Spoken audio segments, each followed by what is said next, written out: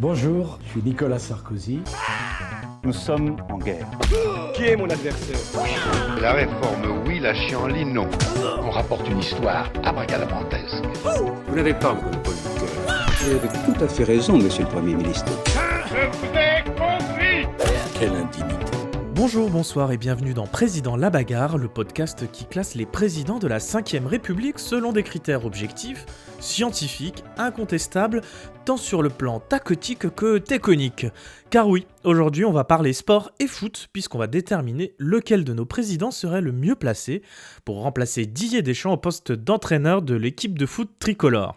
À mes côtés, dans le box des commentateurs, sans doute l'un des plus grands experts français du ballon rond présidentiel, Arthur, sélectionneur de l'équipe des poussins minimes du club sportif Alain Poher de Gif-sur-Yvette. Bonjour Arthur. Oui, bonjour Kylian. Et tu as un bel accent chantant du sud, ça fait bien plaisir. Avant le début du match, voici les critères du jour pour départager nos joueurs. On va d'abord s'intéresser à leurs compétences sportives et à leur passif dans le sport, notamment en termes d'organisation d'événements sportifs. On va regarder aussi leur capacité à tenir le vestiaire et leur équipe, et enfin s'ils feraient de grands stratèges sur le terrain. Alors Arthur, tu sais ce qu'on dit, il y a autant de sélectionneurs de l'équipe de France que de Français, mais grâce à nous, il ne pourra en rester qu'un. Donc mets tes crampons, échauffe-toi bien et tire tes ischio-jambiers, le match va démarrer. Oh les champions, on est tous ensemble, c'est le grand jeu, la France est debout. Et on va tirer le premier joueur, je te laisse cet honneur. Alors, premier coach, Jacques Chirac. Oh, très bien. Alors, c'est pas mal de commencer par lui, je pense. Beaucoup de choses à dire. Déjà, j'ai envie de citer Bernadette Chirac pour commencer, qui disait de lui, c'est un sportif en fauteuil. Alors, rien à voir avec la pratique du handisport, hein, bien sûr. En gros, ce qu'elle veut dire par là, c'est qu'il avait l'air sportif, mais ne pratiquait aucun sport. Ouais, d'ailleurs, on en a parlé dans un autre épisode, mais globalement, il expliquait qu'adolescent, plutôt que de faire du sport avec ses camarades, il aimait aller au musée Guimet. Alors, voilà. quand même, sur le football, Jacques Chirac restera associé à l'histoire du football français à tout jamais, puisque c'est sous sa présidence que la France a remporté sa première Coupe du Monde. C'était en 98, c'était en France. Donc déjà, j'ai envie de dire, premier bon point pour Jacques Chirac, il a organisé la Coupe du Monde en France en 98, Coupe du Monde que l'on a remportée. C'est vrai, mais alors par contre, on le voit dans les images d'archives, il est incapable de connaître le nom des joueurs, il confond Coupe de France... L'équipe de France et la Coupe de France, la Coupe du Monde, pardon, la Coupe du Monde. Il est aux fraises niveau foot, quoi. C'est vrai qu'il y a quand même une scène assez mythique où on le voit crier un à un le nom des joueurs, mais où il fait semblant du R, ouais, il fait du R nom de joueur... Il essaie de suivre un petit peu tout ce que les gens crient autour de lui. C'est assez culte, en fait. C'était pendant la finale contre le Brésil. Ouais, d'ailleurs, en fait, tu citais Bernadette. Visiblement, ce qu'elle veut dire, c'est qu'il regardait beaucoup de foot à la télé. Mais en fait, il a commencé à regarder le foot que justement après la Coupe du Monde, en fait. Avant, il n'en avait rien à faire. Je pense qu'il y avait peut-être un intérêt aussi politique, parce que la victoire de l'équipe de France en 98, ça a été un boost de popularité assez énorme pour Jacques Chirac. Alors, j'ai 16% en tête du jour au lendemain. Oui, je pense que tu viens de l'inventer, mais... Non, il me semble l'avoir lu. Ah, c'est un chiffre sérieux. Ah ouais, attends. Oula, attention sur les chiffres sérieux. Tu sais qu'ici, on aime plutôt les approximations, c'est vrai, voire les affabulations. 16% plus ou moins 30%. Pas mal. Jacques Chirac, on peut le dire, et je vais sortir ma take, mais Jacques Chirac, premier footix de France. Référence à la mascotte bien de la connue. Coupe du Monde 98. Voilà, des trentenaires et quarantenaires aujourd'hui et plus âgés. Si vous avez moins de cet âge-là, déjà, qu'est-ce que vous faites ici ? Et en plus, on vous laisse taper footix sur Internet. C'est d'ailleurs devenu une insulte presque pour quelqu'un qui connaîtrait rien au football, mais qui fait semblant de s'y intéresser, comme Jacques Chirac, un petit peu, quoi, sans vouloir être méchant. On retombe sur nos pieds. Autre titre en 2000, l'Euro 2000, qu'on a remporté aussi sous Jacques Chirac. Est-ce qu'on peut faire un lien entre cette victoire et le président ? Je suis pas sûr. Probablement pas. Dernière petite chose à noter aussi, en 2002, à la finale de la Coupe de France, il quitte la tribune après que certains supporters bastiais aient sifflé la Marseillaise, dénonçant publiquement un acte inadmissible. Donc, il aime bien le foot mais pas les supporters, quoi. Jusqu'à ce qu'il y ait les Corses. Plus sérieusement, oui, voilà, Jacques Chirac, en termes de culture footballistique, je suis pas sûr que ça va aller très loin. Mais pour tenir le vestiaire, Jacques Chirac, est-ce qu'il aurait été bon ? Ouais, je pense. Le mec, il tient un parti plein de caractères variés, qu'est le RPR à l'époque. Il a le charisme pour motiver les gens, pour tenir son banc. Moi, je pense que ça peut quand même vite être le bordel.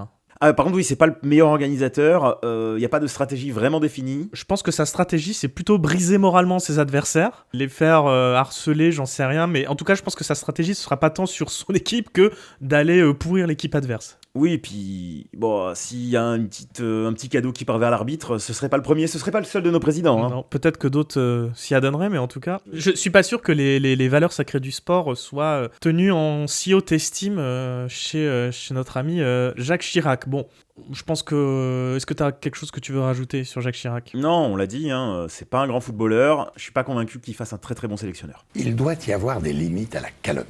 On va passer au président suivant. Et il s'agit de Georges Pompidou. Pas un grand amateur de football. Lui, c'est plutôt les grosses bagnoles qui vont vite. Le tennis, le rugby. Il a pratiqué le rugby. J'ai lu qu'il aimait bien le ski aussi, apparemment. Mais voilà, le foot, pas forcément tout en haut de sa liste. Non, c'est ça, ouais, le mec vient du Cantal, il est plutôt rugby que foot, ça peut se comprendre.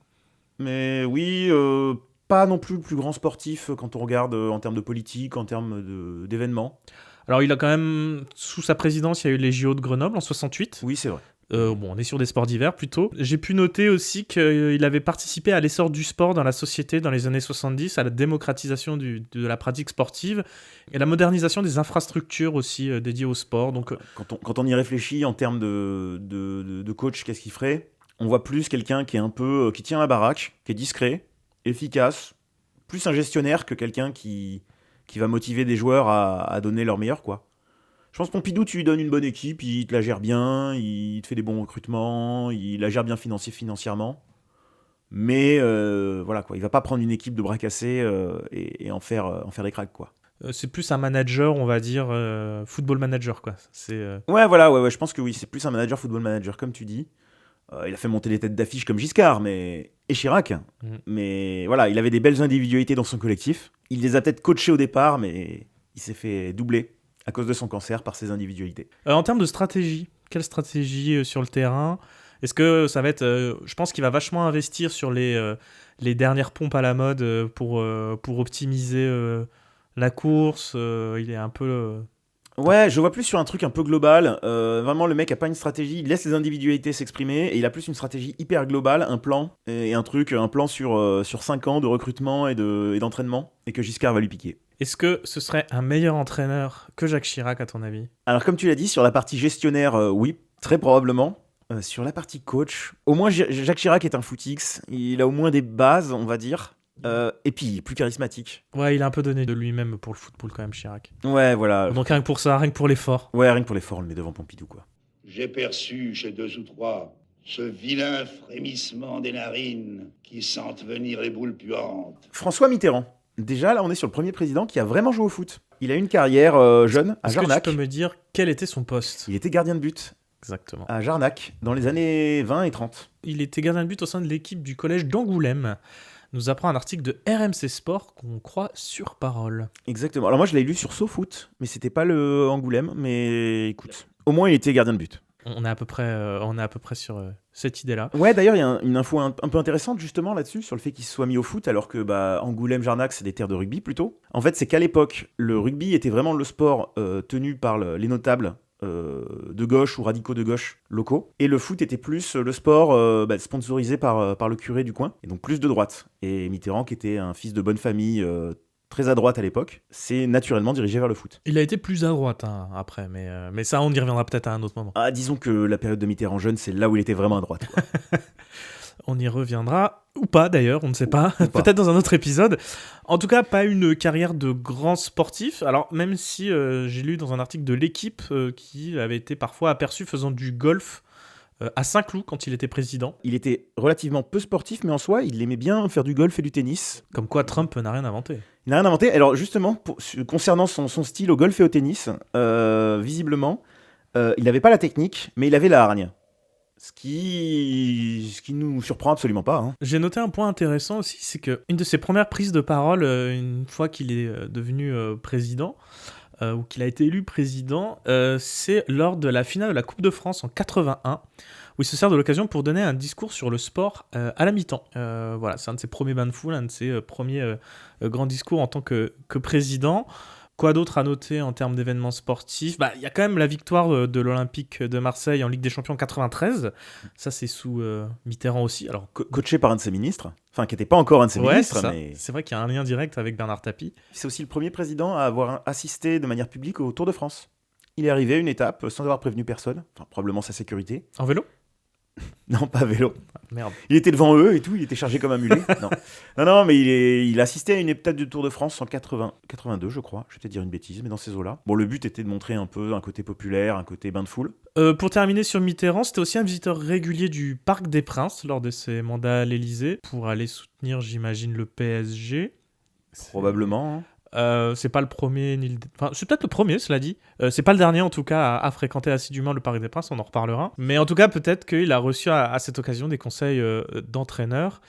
Et pour terminer, c'est le premier président de la 5ème République à n'avoir manqué aucune remise de la Coupe de France. Et c'est aussi le premier président à vivre un titre majeur de l'équipe de France de foot avec l'Euro 1984. Est-ce qu'il tiendrait le vestiaire, François Mitterrand ? Par la terreur. Par la terreur. Non, mais ouais, attends, il a réussi à tenir le Parti Socialiste, à tenir les communistes avec lui, et les radicaux. Enfin, non, Mitterrand, je pense que, ouais, le vestiaire, il tient. Ça moufte pas. Hein. Ah, ça moufte pas, et puis ça suit la stratégie. Hein.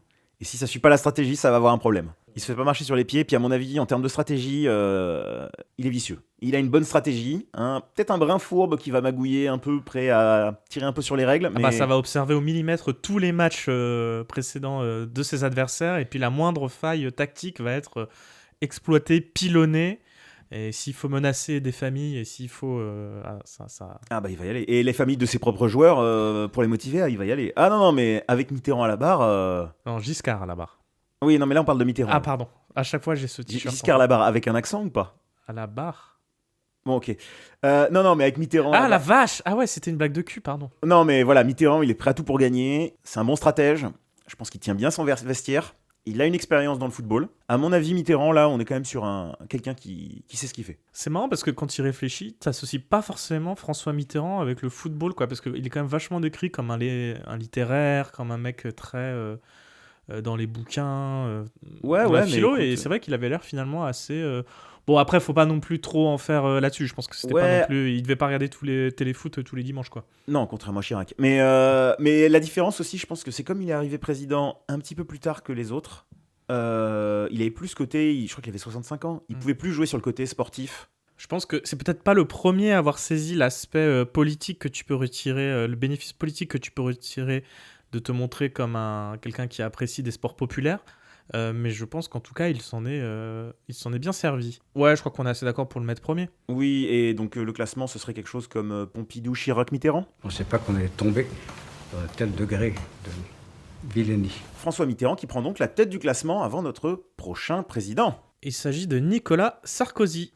Gros morceau le Nico, qui lui, pour le coup, est un vrai fan de foot. Il est connu comme assistant extrêmement régulièrement au match du PSG au Parc des Princes. Je ne sais pas s'il l'a pratiqué tant que ça. On n'a pas trop d'images de lui qui pratique le foot. J'ai pas trouvé d'occurrence ni d'image de Nicolas Sarkozy jouant au foot. Tu parlais du PSG, c'est vrai qu'a priori ça a été un acteur clé du rachat du PSG par le Qatar. C'est vrai. Au point qu'il a même été décrit parfois comme un espèce de président bis du PSG à une certaine époque. Oui, puis à une certaine époque on parlait de lui pour prendre la présidence. Enfin, on en parle peut-être moins maintenant, mais non, ouais, c'est quand même quelqu'un d'important au PSG. Donc c'est quelqu'un qui a un pied dans le foot. Clairement, ça lui donne des points. Mais effectivement, dans la pratique du football, j'ai rien trouvé. C'est vrai que Nicolas Sarkozy, on est plutôt sur le vélo ou le jogging. J'ai pas trouvé spécialement d'image de Nicolas Sarkozy jouant au foot. Non, puis même dans les équipes parlementaires, ce genre de choses où on aurait pu entendre parler de lui, on n'en entend pas parler, donc j'imagine qu'il ne devait pas être présent. En ce qui concerne la tenue du vestiaire, est-ce qu'il aurait bien tenu son vestiaire ? Question compliquée. J'ai envie de dire oui et non. C'est-à-dire que d'un côté, il a gardé le même capitaine pendant 5 ans, à savoir François Fillon. Donc c'est une preuve de stabilité quand même.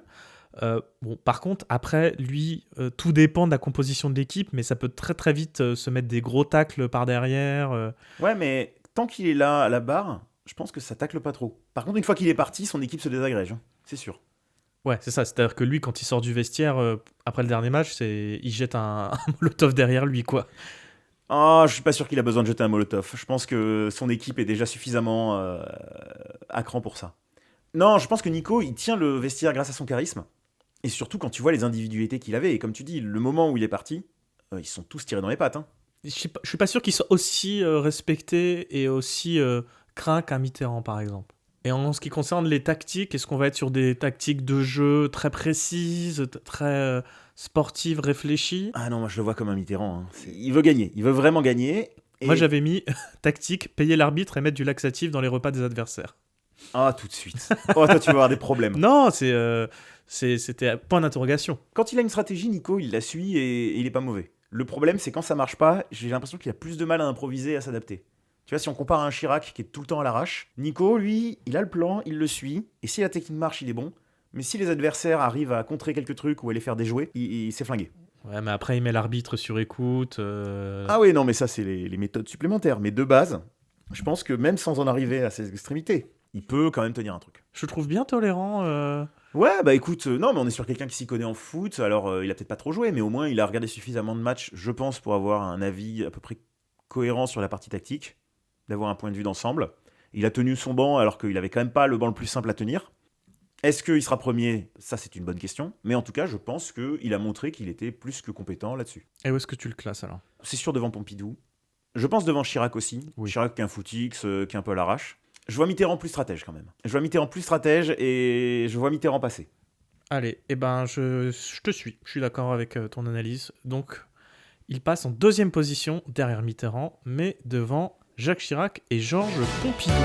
Olive et Tam, ils sont toujours en forme, Tam, Olivier. Avant d'aller plus loin, Arthur, j'avais envie de te proposer un petit jeu. Oui. Le jeu des citations. Oh. Je vais te lire des citations et c'est à toi de me dire si elles proviennent d'un président de la République ou d'un entraîneur de football. Attention, il peut y avoir des pièges. Est-ce que tu vas faire un accent ? Je ne vais pas faire d'accent parce que je ne sais pas assez bien faire le Didier Deschamps. Allons-y comme ça. Allez, première, on commence avec une facile. Je ne dirais pas que c'est un échec, je dirais que ça n'a pas marché. Ça, c'est la devise de l'OM, non ? Ah non, c'est la devise de leur fan numéro 1. C'est Emmanuel Macron, ça. Je ne prendrai pas ce chiffre pour dire que c'est un échec. Ça n'a pas marché. Est-ce que tu sais à quoi il faisait référence lorsqu'il a dit ça ?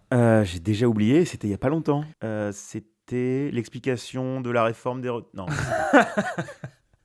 Attention, pas de politique dans ce podcast, je te vois venir. Je ne parlais pas politique, je parlais... Bon, j'ai eu peur. Voilà. On parle de foot. Oui, voilà, on parle de football, on parle de président de la 5ème République, on ne parle pas de politique. Je tenais à ce que ce soit clair auprès de nos auditeurs. Encore une fois, j'ai un peu du mal à comprendre pourquoi on parlerait de politique. Enfin, bon. On parle de sport. Vraiment. En plus, on est des experts en sport. Ah, on est des grands sportifs. Oui. Donc en fait, Emmanuel Macron faisait le bilan de l'application Stop Covid, qui n'avait pas trop fonctionné finalement. D'accord. Allez, nouvelle citation. Le pire risque, c'est de ne pas en prendre. Je vais dire président, mais je ne saurais pas te dire lequel. Oh, un truc genre Chirac, ça. Allez. Non. Alors c'est bien un président, mais c'était Nicolas Sarkozy, lors d'un discours prononcé en janvier 2012. D'accord. Pas très longtemps avant qu'il prenne le risque de se présenter pour un deuxième mandat. Non, mais il a pris un risque. Quelle indignité. Il y a deux sortes de dirigeants, ceux qui ont été virés et ceux qui vont l'être. Non, ça doit être un coach de foot, ça. C'est tout à fait un coach de foot. C'est Howard Wilkinson, entraîneur de Leeds en 1995, date à laquelle il a prononcé ces mots. Avant d'être viré. Avant d'être viré, exactement. Il a entraîné divers clubs anglais. Et il a aussi entraîné l'équipe d'Angleterre en 1999 et 2000. Phrase suivante. Ce n'est pas les miettes qui font le pain, c'est le pain qui fait les miettes. Ça, c'est tellement con, ça doit être un... Belle phrase sur le collectif. Ah ouais, je vois ça, ouais. C'est un entraîneur de foot, ça, non ? Et non, c'est François Hollande. Oh putain, t'es sérieux ? À propos de l'union de la gauche. Oh, c'est dur. Putain, François, quoi. Ah non, vraiment ? On est d'accord que c'est pas terrible, quoi. Non. Bah écoute... J'arrive pas à comprendre. C'est pas les miettes qui font du pain. Non, mais si je vois l'idée, je pense qu'il y avait un moyen de le faire un peu plus classe. Bah, parce que c'est pas en se mettant tous ensemble dans les partis de gauche qu'on va faire une union de la gauche. C'est si en faisant une union de la gauche qu'on va tous se séparer en petits partis. Je pense que un pour tous, tous pour un marchait mieux. Mais après, c'est que mon avis, quoi. J'aime beaucoup la suivante. Je ne suis pas superstitieux, ça porte malheur. C'est un président, ça, je crois. Non, mais je vais dire un président et je vais toujours dire Chirac dans le doute. Et alors, c'est peut-être quelqu'un que tu aimerais avoir en président, mais non, c'est un ancien sélectionneur de l'équipe de France, Raymond Domenech, qui a dit ça en 2008 avant un France-Roumanie un vendredi 13. D'accord, très bien. Raymond Domenech, président de la 5ème République, je ne sais pas. Phrase suivante. Tout se ramène à ceci, gagner ou perdre. On ne reste jamais stationnaire, car ne pas bouger, c'est déjà commencer à perdre. Ah putain, ça sent le Mitterrand, ça, ou un truc. Un mec qui essaie de faire des phrases. Bravo. C'est tout à fait Mitterrand. Alors, la source n'est pas forcément très claire, mais de ce que j'ai pu voir, ce serait extrait d'une lettre envoyée à l'une de ses sœurs dans les années 30. Voilà, j'ai pas pu creuser plus loin que ça, donc si jamais c'est une citation apocryphe, vous m'excuserez. Mais voilà, en tout cas, ce que j'ai trouvé sur cette phrase, très belle phrase. Ouais, ça fait phrase de quelqu'un qui veut faire des phrases. Pardonnez-moi d'avoir eu un brin d'humanité à un moment où j'aurais dû rester froid. C'était une erreur de communication. Je vois pas du tout quel président a pu dire ça, donc je vais dire entraîneur, mais... C'est un entraîneur. Et c'est à nouveau Raymond Domenech, à propos de sa demande en mariage à Estelle Denis à la télévision. Putain, c'est vrai que c'était cringe, ça. Oh oui. Est-ce que tu veux nous raconter peut-être ce qui s'était passé pour les gens qui n'auraient pas suivi Non, mais ouais, voilà. En gros, il est interviewé sur la défaite de l'équipe de France et l'élimination de l'équipe de France, et il en profite pour demander en mariage la présentatrice de l'émission dans laquelle il est en train de passer. Ce qui était gênant, hein, elle a pas su répondre. Et je crois qu'ils se sont pas mariés au final. Non, ils se sont pas mariés, je crois, au final. Ils sont restés ensemble, mais ils se sont pas mariés. J'ai qu'un seul projet, c'est d'épouser Estelle. Donc c'est aujourd'hui que je lui demande vraiment. Je sais que c'est difficile, mais c'est dans ces moments-là qu'on a besoin de tout le monde, et moi j'ai besoin d'elle. Après, on n'est pas là pour parler de ce genre de choses, hein, bien sûr, mais en tout cas, voilà. Et il avait été interviewé à propos de cette déclaration un peu plus tard, et il avait dit ça. Pardonnez-moi d'avoir eu un brin d'humanité à un moment où j'aurais dû rester froid professionnel. Allez, une dernière. Si un jour ma vie est adaptée au cinéma, Georges Clooney pourrait jouer mon rôle. C'est un acteur exceptionnel, et ma femme pense que ce serait le meilleur choix. C'est Chirac, ça. Il parle de sa femme, c'est Chirac. Non ? Bah, franchement, ça pourrait être François Hollande aussi, je pense. C'est vrai qu'il ressemble. Il ressemble beaucoup. Ah, il y a un truc, non ? Et non, c'était José Mourinho, l'ancien entraîneur de Chelsea. Ah ! Qui a quand même 2-3 punchs assez marrantes. Hein. Ouais, non, mais Mourinho, Clooney, je vois le... Oui. Allez, on reprend notre classement. Et notre prochain contender sera Charles de Gaulle. Alors, Charles de Gaulle, bon, c'est pas le président le plus sportif du monde. Il avait autre chose à faire, il était militaire, il rampait dans la boue et il étranglait des Allemands à main nue. En termes de sport, pour le plaisir, peut-être qu'il faisait ça pour le plaisir, mais en tout cas, voilà, c'était pas ça. Quand même, bonne forme physique. Hein, Ouais, bonne forme physique, non, clairement. Et puis c'est quand même quelqu'un de carré, Il a pratiqué plusieurs sports à Saint-Cyr, parce que ça faisait partie de la formation. Oui, il a probablement fait de l'escrime, de l'équitation, des trucs de militaire, quoi. Mais effectivement, pas particulièrement sportif. J'ai noté que son fils disait qu'il était un très mauvais nageur. Peu de choses sur le football. Il y a un témoignage, un seul, qui dit qu'il était bon au foot quand il était enfant à Lille, mais bon, c'est assez maigre. C'est vraiment un témoignage que j'ai trouvé qui est cité dans un papier de l'équipe. En tout cas, il n'a jamais pu supporter le LOSC, vu que le LOSC a été créé en 1945 après la Libération. Alors, on l'a vu en tribune lors de la finale de la Coupe de France entre Lyon et Sochaux en 1967, où il a joué une touche pour redonner la balle aux joueurs. Voilà. Ouais. Il y a cette image de lui qui jette un ballon. C'est à peu près la seule image que vous verrez de De Gaulle s'approchant de près ou de loin au football. Où le général De Gaulle va lui remettre la coupe Pinello en compagnie du capitaine de l'équipe de Sochaux. Le général De Gaulle le félicite, le général De Gaulle l'embrasse même et lui remet la coupe que Pinello brandit avec enthousiasme. Le général De Gaulle serre la main de quitter et le console en l'embrassant également. Comme ça, il n'y aura pas de jaloux. Et le général a dû dire à peu près, c'est le sport. Je crois que c'est la phrase qui convenait en les circonstances. Car vous n'ignorez pas que le général de Gaulle a pratiqué le football dans son adolescence. On n'a pas manqué de le rappeler dans la presse avec des photos de l'époque. À sa décharge, le football n'était peut-être pas aussi populaire à l'époque, donc il n'y avait peut-être pas autant d'intérêt, même ne serait-ce que politiquement. Je suis pas sûr que ce soit pas moins populaire. Il y a peut-être moins d'intérêt parce qu'il y avait moins ce côté football-spectacle. Mais je pense que t'avais quand même beaucoup de monde qui faisait du foot, quoi, en fait. Ouais, je pense qu'il avait pas vu et que le premier à vraiment voir l'intérêt du football pour se faire mousser, se faire voir, c'est peut-être Giscard. Oui, puis c'est-à-dire que quand t'as passé toute une grande partie de ta jeunesse à dézinguer des nazis et à tous les Allemands n'étaient pas nazis en 14-18, pas encore. Ah oui, non, oui, de sa jeunesse un peu plus tard, quoi. Ouais. Mais voilà, je pense que lui, la pratique sportive, il la faisait sur le terrain de guerre. C'est là où il se dépensait, quoi. Ouais, c'est ça, voilà. Il n'avait pas besoin de jouer avec un ballon, il jouait déjà avec des chars. Il n'avait pas besoin d'un shaker de prot et de soulever de la fonte, quoi. De Gaulle in shape. De Gaulle in shape. Pardon. Ah mais rien à foutre de ta dépression. C'était la pire imitation de Gaulle du monde. Ah, c'était De Gaulle. J'ai essayé, mais là, non. Ouais, non, De Gaulle, bon, on n'est même pas sur un footix, on est sur bas les couilles du foot. Cela dit, plutôt bon stratège. Ah ouais, non, je pense que il a une strat. L'organisation, elle est carré de chez carré. La discipline de fer. Le problème, c'est que, tu sais, quand il montait ses stratèges à l'équipe dans le vestiaire, il fait mais pourquoi là, sur cette carte, on est censé envahir la Pologne ? Ah non, mauvaise carte, pardon. Ah bah c'est sûr que lui, tu joues contre l'Allemagne, c'est le match de sa vie. Hein. Là, tu joues contre l'Allemagne, il n'y a rien qui passe. Hein. Et limite, s'il vient pas sur le terrain pour insulter les gens. Non, mais plus sérieusement, De Gaulle, ouais, strat carré, discipline de fer. Je pense que là, vraiment, il n'y a pas de joueurs qui, le soir avant le match, vont boire des bières ou quoi que ce soit. Hein. Non. Lui, il est plus, je l'imagine bien comme entraîneur, comment il s'appelait, comme Giroud. Ouais, Tu sais, exactement. Ouais. Cette fameuse pub où il allait chercher les joueurs en boîte de nuit. Je le vois bien, De Gaulle, faire ça, aller chasser ses joueurs un à un en boîte en mode Et la France, tu as pensé à la France? Ouais, à les défoncer, à les insulter, comme la vidéo de T'es bourré! Et t'es bourré! Non, sergent-chef, je suis pas bourré. Si, je te dis que t'es bourré! Je sais pas si tu l'as vu, voilà. Non, j'ai pas la ref. Ça traînait sur YouTube dans les années 2012, hein, donc... Très précis. Bref, non, ouais, De Gaulle, l'équipe est tien. De toute façon, elle a pas de choix, hein. Non, ouais, il risque d'avoir des problèmes avec les grosses individualités. Je pense que ça va être compliqué pour lui de les faire rentrer dans le moule.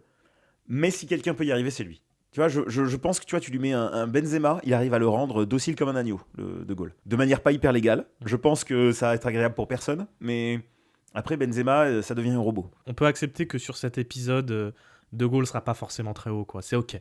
C'est ok. Je sais que ça fait mal à ton cœur de patriote. Je vois ta croix de Templier là que tu serres fort dans ton poing se tordre, mais je pense que sur cet épisode, malheureusement... Une petite larme bleu-blanc-rouge est en train de couler sur mon cœur. C'est ça. Est-ce qu'on le met quand même au-dessus de Pompidou? Les deux sont pas très sont pas très foot. Je lui donnerais ça de le mettre au-dessus de Pompidou, mais sous Chirac. Ouais, non, au-dessus de Pompidou. Pompidou est peut-être meilleur gestionnaire de la vie de tous les jours, mais il lui faut une équipe un peu carrée. De Gaulle, tu peux lui filer une équipe de bras cassés ou une équipe de forte individualité, il arrive à en faire un truc. Mais rassurez-vous, un jour, je ne manquerai pas de mourir. Nouveau président, Valéry Giscard d'Estaing. Oh. Là, il y a des choses à dire. Bah oui, parce que c'est le premier président qui a été filmé en short en train de jouer au foot. Tout à fait. Alors, il n'était pas président à l'époque, il était ministre de l'économie et maire de la ville qu'il représentait. Si tu veux, j'ai le nom de la ville, c'est Chamalières. Merci, je l'avais mal noté dans mes notes. Chamalières, ça se situe près de Clermont-Ferrand. Voilà. Et est-ce que tu peux nous raconter alors ce qui s'est passé ce 3 juin 1973 ? Alors il a organisé il y a eu un match de foot organisé entre les commerçants de Chamalières et le conseil municipal de Chamalières. Giscard étant maire de Chamalières, il a représenté donc le capitanat de l'équipe de Chamalières. Est-ce que tu es en train d'acheter une maison à Chamalières pour les citer 17 fois dans une phrase ? Pas du tout. Mais voilà, et on a droit à une superbe interview post-match de Giscard sous la douche. Alors attends, tu vas un peu vite en besogne, hein. Faut quand même planter le décor. Oui. À peu près 3000 personnes réunies au stade de Charousse pour assister à ce match de foot, donc comme tu l'as dit, entre les commerçants et le conseil municipal. Score final. De partout. De partout, exactement, avec un but de Valéry Giscard d'Estaing. Sur penalty. En fin de match, pour l'égalisation, quoi. Mm-hmm. Est-ce que tu as noté quel poste il jouait ? Pas du tout. Avant-centre. Il jouait avant-centre. J'avais noté une dernière chose avant de passer à la conf de presse d'après-match que tu vas nous raconter. J'ai trouvé un papier où pour les 40 ans de ce match de football, ils ont interviewé, je crois que c'était l'équipe, des gens qui avaient assisté au match. Et j'ai noté cette phrase qui m'a fait mourir de rire. Un des participants a raconté qu'on avait remplacé l'éponge magique par un petit coup de rosée. Et ça repartait.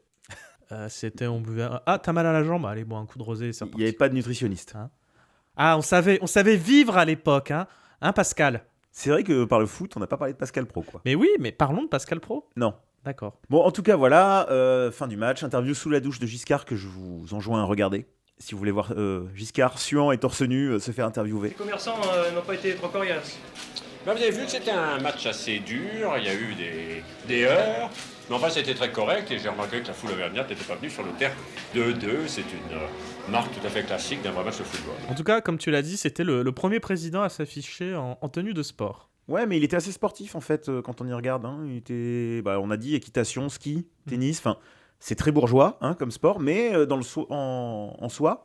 Oui, c'était quand même un président relativement sportif. Dans le cadre de son mandat présidentiel, il a distribué pas mal de coupes. Il reçoit des footballeurs. Bon, il avait l'air de s'y intéresser raisonnablement. Après, comme on a pu le dire, c'était aussi pour des raisons politiques et c'est peut-être le premier président à vraiment saisir l'atout politique que peut amener le fait de s'intéresser au sport en général et au football en particulier. Et j'ai noté notamment qu'il avait remis la Coupe de France en 1975 à Jean-Michel Larquet, alors capitaine de l'AS Saint-Étienne.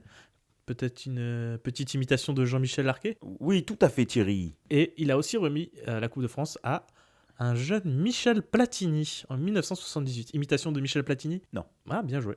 Pour tenir le vestiaire. Il avait quand même des fortes individualités qui l'ont un peu bouffé. Là, Chirac qui a essayé de le doubler.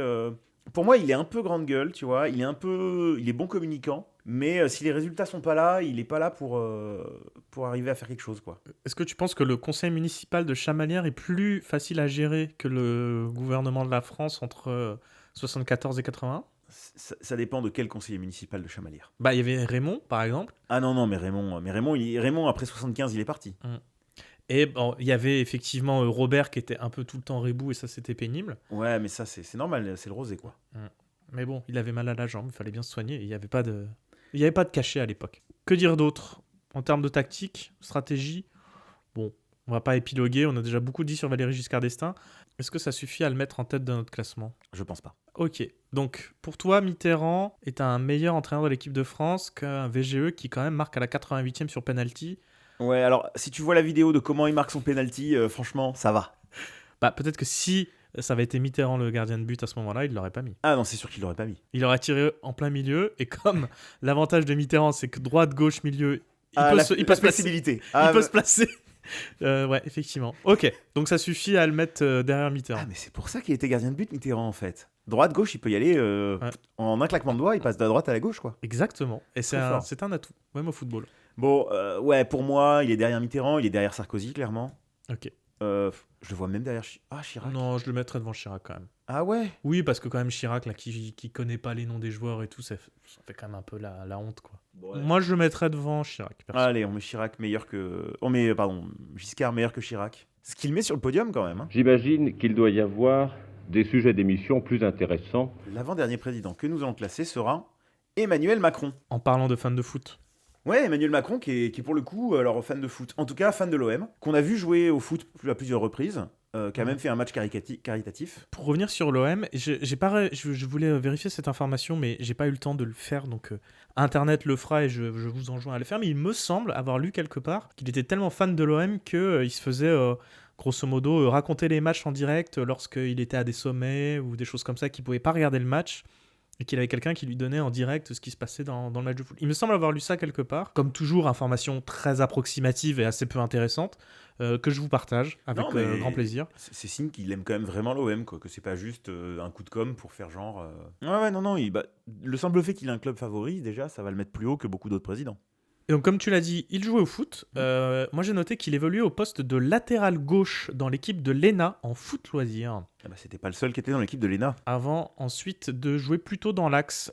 Comme quoi, son évolution sur le terrain suit celle de sa politique. Mais attention, pas de politique dans ce podcast. Voilà, bon, en tout cas, voilà, sur l'amour du foot, il est là. Sur la compétence sportive, c'est quand même un président relativement sportif aussi. Alors, lui aussi a joué des matchs caritatifs. Un en 2017 à Sarcelles, où il a marqué sur penalty, comme Giscard en son temps. Et en 2021, un autre match caritatif pour les pièces jaunes. Voilà, et visiblement, de ce que j'ai lu sur SoFoot et sur France Football, il n'était pas ridicule par rapport à d'autres. Après, pour tenir son banc, et en termes de stratégie, c'est un petit peu moins ça, quoi. C'est un peu bordélique. Parce que lui aussi, il a comme Chirac cette stratégie du je dissous mon équipe à mi-parcours. Je tente. On reprend de zéro, on reprend tout le monde. Et ce qui ne marche pas forcément toujours. Les changements de capitaine 8 fois par an, je suis pas sûr que ce soit très bon pour créer une bonne équipe, quoi. Ouais. Puis sa tactique, c'est un peu à gauche, un peu à droite. En fait, finalement, c'est nulle part. En stratégie, en fait, c'est le mec, tu sens qu'il a eu un bon championnat au début, qu'il a gagné une coupe et qu'il a pris le melon et qu'à partir de là, il y a plus rien qui marche, quoi. Sur l'aspect sportif, Manu Macron, je pense que il a de quoi se défendre. Sur l'aspect tactique, c'est un peu plus confus, quoi. Où est-ce qu'on le classe ? Est-ce qu'on le classe devant Pompidou, De Gaulle, Chirac ? Je pense que oui. Putain, et même Chirac, je suis... Bah, quand même. Ouais, allez, on le place devant Chirac. Moi, je le mettrais devant Giscard aussi. Il a l'air d'avoir... en tout cas, de se débrouiller au foot un peu mieux que Giscard. Ouais, mais en termes de stratégie, il est quand même bien bordélique, Manu. Hein. Ouais, mais je pense que si tu fais le bilan, ça pèse quand même... Pour moi, ça pèse un peu plus dans son sens. Je suis d'accord que, par contre, je ne le mettrais pas devant Sarko et Mitterrand. Ah mais non, clairement pas. Ah non, c'est hors de question. Devant Giscard, moi, personnellement, je le mettrais devant Giscard. Après, si tu veux le mettre plus bas... Non, t'as raison, il connaît mieux le foot que Giscard. On va le mettre devant Giscard. S'ils veulent un responsable, il est devant vous. Qu'ils viennent le chercher. Et donc, si je compte bien, il nous en reste un seul. François Hollande. Bon, François Hollande, on est quand même sur un vrai fan de foot. Plus qu'un fan de foot, il a dit qu'il voulait être joueur de foot à la base. Ouais, il a dit qu'il voulait être joueur de foot, mais que bon, il n'était pas assez bon. Alors sache qu'il a toujours joué ailier droit. Ah, intéressant. Voilà, que ce soit au FC Rouen jeune, à l'ENA et à l'Assemblée nationale aussi. Alors justement, lorsqu'il était à l'Assemblée nationale, il a participé à un match de charité pour l'association France Alzheimer en 2008. Donc il était à l'époque premier secrétaire du Parti Socialiste. C'était un match politique contre People. Alors sachez qu'il y a un reportage sur l'INA que je vous conseille, où on peut revoir des extraits de ce match et des interviews. Franchement, il n'y a que des punchlines sur le fait qu'ils se trahissent entre eux, avec notamment un son d'Éric Woerth et un autre de Patrick Besson. Est-ce que tu te rappelles de Patrick Besson ? Ah putain, Patrick Besson, ouais. Ancien socialiste qui a rejoint le gouvernement Sarkozy, ouais. Fillon, ouais. Et en fait, ils se mettent tous des tirs. C'est assez hilarant. Oh bon, on joue avec tout le monde, là. Dans une cause comme celle-là, on fait pas la différence. On regarde pas qui sont les transferts de l'année. Et déjà un premier tacle. François Hollande qui a essayé de tacler Pierre Sarkozy, c'est pas joli, monsieur. J'ai noté aussi que son club de cœur, c'était le Red Star, comme un autre président dont le nom m'échappe aussi, qui soutenait le Red Star. Je me demande si c'était pas Mitterrand. Ah bon ? Moi, ça peut se comprendre, c'est un club de gauche à la base. Ouais, allez. Sous sa présidence, alors c'est vrai qu'on l'avait pas mentionné pour Emmanuel Macron, mais Macron a quand même aussi une Coupe du Monde sous la ceinture, 2018. C'est vrai, mais il n'y a pas eu cet effet qu'il y a eu avec Chirac, je pense. Moins, ça a duré moins longtemps. Hollande, lui, il y a eu l'organisation de l'Euro 2016 en France, sous sa présidence. Non, et puis sur Emmanuel Macron, on n'en a pas parlé, il y a eu les JO de Paris quand même, en termes d'événements sportifs. Tu veux qu'on reclasse Emmanuel Macron ? Non, ça ira. Je pense pas que ça suffise à changer son classement, mais c'est suffisamment haut. Ouais. Non, ça le met devant Giscard, je suis d'accord. Pour en revenir à François Hollande, donc voilà, on a un vrai fan de foot. Lui, c'est pas pour des raisons politiques, hein, a priori, c'est vraiment un amateur de foot, même s'il se dit lui-même pas forcément très doué. Là, ce qui va lui faire perdre des points, par contre, c'est clairement la gestion du vestiaire. Ouais. Parce que là, c'est le bordel. Ah bah non, mais il est assis en train de lire France Football, parce que c'est un gros lecteur de France Football, visiblement aussi. Et là, boum, Manu l'a trahi. Manu l'a trahi. Non, mais il se fait pas respecter. Ah non, personne ne le respecte, c'est l'enfer. Et effectivement, t'as Manuel Valls qui arrête pas de voler le brassard de capitaine, c'est hyper chiant. À chaque fois, on lui dit non, c'est pas toi. Voilà, il y a Arnaud qui monte une grève du bus direct. Ouais, il y a les frondeurs qui veulent pas descendre du bus. Il y a Benoît et Arnaud qui restent dans le bus. Enfin, c'est l'enfer, quoi. Et puis peut-être expliquer d'ailleurs aux gens. C'est flou, quoi. Peut-être expliquer aux gens. Peut-être que tout le monde ne sait pas à quoi on fait référence quand on parle du bus. Ah ouais, on a tant un public de millennials que ça, quoi. Bah, je sais pas. En tout cas, on peut peut-être rappeler. Je pense vraiment qu'il y a des gens de la Gen Z qui nous écoutent. Peut-être qu'il y a des gens qui ne savent pas à quoi on fait référence. Ah bah alors, c'était à l'Euro 2010. Mondial 2010. Mondial, pardon, 2010. Oui, en Afrique du Sud, où Raymond Domenech, le coach de l'époque de l'équipe de France, a eu un problème de grève de ses joueurs. Ils se sont mis en grève et ont refusé d'aller à l'entraînement, ils sont restés dans le bus. Voilà, un bien beau moment du football français. Ah bah ça fait marrer tout le monde, hein. Ils se sont dit que s'il y a une équipe nationale qui peut se mettre en grève, c'est bien l'équipe de France. Cocorico. Enfin voilà, tout ça pour revenir à François Hollande et pour dire que pareil, la stratégie c'est pas ouf, hein. Il était censé tout miser sur le flanc gauche et au final on se retrouve avec un truc un peu mou au milieu, avec quand même quelques petites fulgurances à gauche, 2-3 vautrages à droite, enfin, c'est pas très clair comme stratégie, quoi. Non, la stratégie est pas claire. De toute façon, ces joueurs appliquent pas la stratégie. Enfin, ils appliquent leur stratégie à eux. Et puis en fait, ils se trahissent. T'en as 3-4 qui se mettent à jouer que entre eux dans un coin. Ouais, il y a Manu qui part à droite. Les deux Manu partent à droite en fait. Hein. Emmanuel et Emmanuel. Hein, T'as Jean-Marc Ayrault qui arrive pas à temps parce que son camping-car est resté coincé dans l'entrée du parking. Non, franchement, il est pas aidé. Non, il est pas aidé. Franchement, là-dessus, tu vois, François, on aimerait le mettre assez haut parce qu'on est quand même sur quelqu'un qui a une culture footballistique, qui aime bien jouer. Mais putain, non. Là, c'est un peu le Ted Lasso, mais la dark version. C'est la version où ça marche pas. C'est Ted Lasso à la fin, quoi. Ah non, c'est. De toute façon, à partir du moment où t'as Manuel Valls dans ton équipe, tu sais que c'est mort. Parle-en à Emmanuel, hein. Exactement. Ouais, mais c'est ce qu'on disait aussi. Hein. Et donc, Emmanuel Macron qui perd du coup 3 places dans le classement. Où est-ce qu'on le classe ? Faisons dans l'ordre. On peut pas le mettre trop bas quand même. Hein. Devant Pompidou et De Gaulle, c'est sûr. C'est sûr. Devant Chirac quand même, parce que Footix, voilà. Parce que Footix. Moi, je le mettrais quand même devant Giscard. Parce que Giscard, on l'a mis jusque-là parce qu'il joue au foot et tout. Mais là, François, il joue au foot aussi. Il met les crampons, il s'intéresse.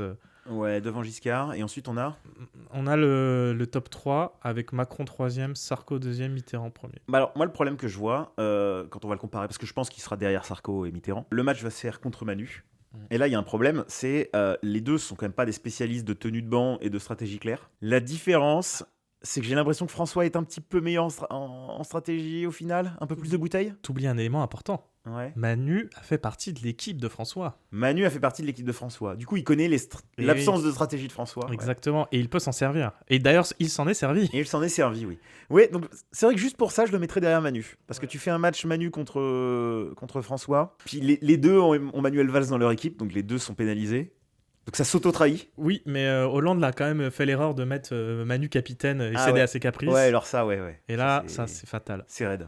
Et donc François Hollande rate d'une marche le podium. Ah là là, pauvre François. Grillé par Emmanuel Macron. Je préfère qu'on me fasse des compliments plutôt que des critiques. Ce qui nous donne comme classement final, en dernière position, Georges Pompidou, puis Charles de Gaulle, Jacques Chirac, Valéry Giscard d'Estaing, dans, on va dire, la moitié nulle, et dans la moitié moins nulle, 4e position, François Hollande, 3e position, Emmanuel Macron, médaille de bronze, 2e position, Nicolas Sarkozy, médaille d'argent, et la médaille d'or, François Mitterrand, qui continue ses montagnes russes entre les premières et dernières positions. C'est vrai que, putain, François, c'est tout ou rien, Mitterrand. Hein. Mais Hollande aussi. Hein. Je crois que c'est la première fois qu'on finit avec Hollande en milieu de classement. Voilà, ça c'est notre classement, mais peut-être que des mauvaises langues estimeront que ce classement est trop biaisé, pas suffisamment objectif. Très bien, nous allons nous tourner vers un spécialiste du football français, un spécialiste de la politique et des présidents de la 5ème République. Pascal Praud ? Putain, c'était ma blague. Non, pas Pascal Praud, il pouvait pas venir aujourd'hui. Mais on va demander à ChatGPT de faire ce classement. J'ai pété, la seule chose que je dis à mon chat, j'ai pété. Salut les lourdeaux. Alors, on va commencer avec François Hollande. Bien sûr, il serait le roi des conférences de presse qui endorment, mais niveau stratégie, il ferait mieux de rester sur son vélo.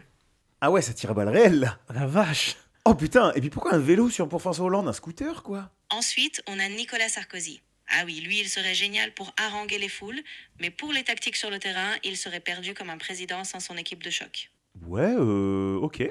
Ouais, enfin, ça tu peux le dire pour tout le monde, genre. Oui, et puis en plus, ok, Nico, quand même, il connaît un peu le foot. Ensuite, on a François Mitterrand. Ah, lui, ce serait un maître des apparences, toujours à jouer la carte de la grandeur, mais sur le banc, il ferait juste de grands discours qui feraient s'endormir les attaquants. En fait, je pense qu'elle trouve tout le monde chiant. Ensuite, on a Jacques Chirac. Ah, lui, il aurait pu être le parrain du vestiaire, avec son humour légendaire, mais dès qu'il s'agit de faire bouger les joueurs, il serait parfaitement paumé. Elle est pas très gentille avec Jacques non plus, hein. Ouais, mais je comprends pas qu'est-ce que ça veut dire pour faire bouger les joueurs. Genre, il est feignant ? Ouais, ou il arrive pas à les faire bouger parce qu'il a pas d'autorité. Ensuite, on a Valéry Giscard d'Estaing. Évidemment, il serait top pour donner une allure chic au vestiaire, mais pour inspirer les joueurs, on le voit plutôt en train de bien s'asseoir sur un canapé qu'en train de les motiver sur le terrain. C'est pas complètement faux, en vrai. Là, ouais, pour le coup, c'est peut-être sa réponse la plus mesurée jusqu'à présent, même si ça aurait pu marcher pour Chirac aussi. Ensuite, on a Emmanuel Macron. Ah oui, lui, il serait génial pour faire des réformes audacieuses à la mi-temps, mais sur un terrain, il aurait autant de charisme qu'un PowerPoint mal calibré. La en vrai, c'est marrant. La blague sur le PowerPoint est marrante. la blague sur le PowerPoint est marrante, mais oui, ok, d'accord, c'est validé, pas très gentil, quoi. En plus, je croyais que les IA pouvaient pas dire du mal d'hommes politiques, mais là... Ah bah là, c'est parce que t'as changé d'IA, là. Non, je sais pas. C'est chat est vénère aujourd'hui. Elle a été hackée par des gens maléfiques, là. C'est plus ChatGPT, c'est chat NRV. Et enfin, on arrive à Charles de Gaulle. Ah, lui, c'est l'évidence. Avec son aura, il aurait motivé les troupes comme personne. Un vrai général sur le terrain. Prêt à conquérir le monde, ou du moins la Coupe du Monde. On retrouve son intérêt légendaire pour les hommes à poigne. Ah, c'est vrai qu'elle met tout le temps Charles de Gaulle en haut. Par contre, elle a oublié Pompidou. Elle a oublié Pompidou, mais peut-être qu'il sera premier, Pompidou. On va voir, on va lui demander. Voilà, c'est tout pour le classement. J'espère que tu apprécies cette fine analyse. Et Georges Pompidou, alors ? Ah, tu as raison, je l'ai oublié. Alors, Georges Pompidou, lui, ce serait parfait pour instaurer une rigueur culturelle, mais niveau coaching, il aurait autant de flair qu'un poète en pleine grève de la faim. Un peu hors-jeu, quoi. Elle l'a pas classé, mais si c'était pour lui mettre un vieux tir, c'était peut-être pas la peine. Elle est tellement méchante aujourd'hui. Du coup, on le met... Pompidou, on le met quoi ? On le met au milieu, quoi ? Ouais, on va le mettre au milieu. Ce qui nous donne comme classement de ChatGPT, en dernier François Hollande, au-dessus Nicolas Sarkozy, François Mitterrand, Jacques Chirac, puis Georges Pompidou, Valéry Giscard d'Estaing, Emmanuel Macron et Charles de Gaulle. Comme toujours, hein, la passion de ChatGPT pour l'ordre et l'autorité, les hommes à poigne, on a bien noté. Voilà pour le classement du jour. Merci Arthur et merci à vous tous de nous avoir écoutés. N'hésitez pas à partager l'épisode, à lui mettre 5 étoiles sur vos applis de podcast préférés et à nous partager en commentaire votre propre classement. Arthur, il va être temps de passer aux étirements après ce match. Et à la récupération à base de rosé. Exactement, comme à Chamalières. On a remplacé l'éponge magique par un petit coup de rosé. Et nous, on se retrouve très vite pour un nouvel épisode. Salut à tous. Salut tout le monde. Au revoir. Casse-toi là, pauvre con. Ouais, les champions! On est tous ensemble.